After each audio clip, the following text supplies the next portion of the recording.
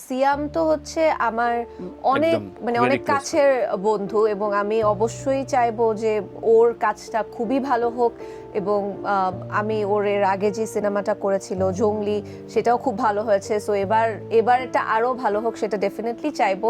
So মনোমালিন্যর কোনো জায়গা নেই, ভাবাটা ডেফিনেটলি ভাই অন্যায় কিছু না। তবে আমি আসলে আবারও আমার যদি কারোর সাথে কাজ করতে ইচ্ছা করে কিংবা কোনো গল্প পছন্দ হয় তখন আমি আসলে খুব বেশি কিছু মানে ক্যালকুলেশন করি না বা স্ট্র্যাটেজি করি না। এবং আমি অনেক আগেও এটা বলেছি যে আমি আসলে অত স্ট্র্যাটেজি বা ক্যালকুলেশনে খুব বেশি বিশ্বাসী না। আমি যদি একটা গল্পে বিশ্বাস করি বা একজন ডিরেক্টরের কাজকে বিশ্বাস করি তখন আমি সেই প্রজেক্টটাতে কাজ করার জন্য একটা ইন্সপিরেশন পাই।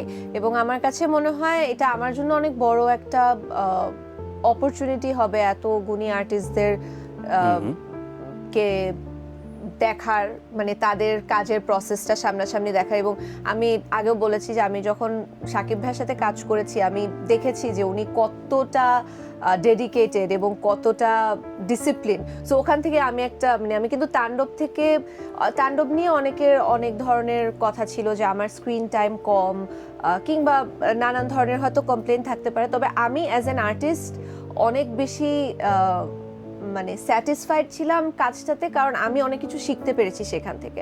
আমি দেখেছি যে শাকিব ভাই কিভাবে কাজ করেন, উনার প্রসেসটা, সো সেটা আমাকে ইন্সপায়ার করেছে। সো আমি ওই শিক্ষাটা নিয়ে আমার নেক্সট ফিল্মে চেষ্টা করব সেটা কাজে লাগানো, এবং নেক্সট ফিল্মের শিক্ষাটা চেষ্টা করব পরের ফিল্মে কোনোভাবে কিছু মানে বুঝছি অ্যাপ্লাই করা যায় কিনা।